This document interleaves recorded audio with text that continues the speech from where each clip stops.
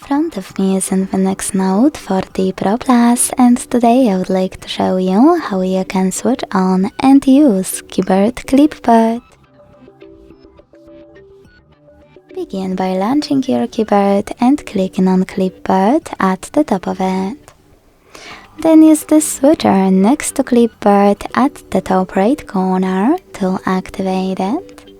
And to go back to standard keyboard, use this arrow at the top left one. Now you need to copy or cut any text.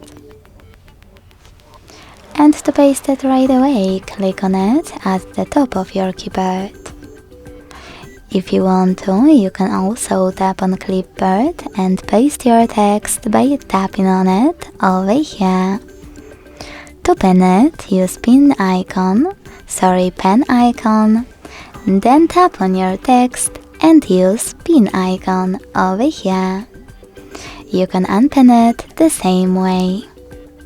To delete it though, tap on the pen again, click on your sentence and use pin icon instead. To disable Clipboard completely, use the same switcher as before. Thanks so much for watching. If you enjoyed this video, don't forget to leave a like, comment and subscribe. Bye!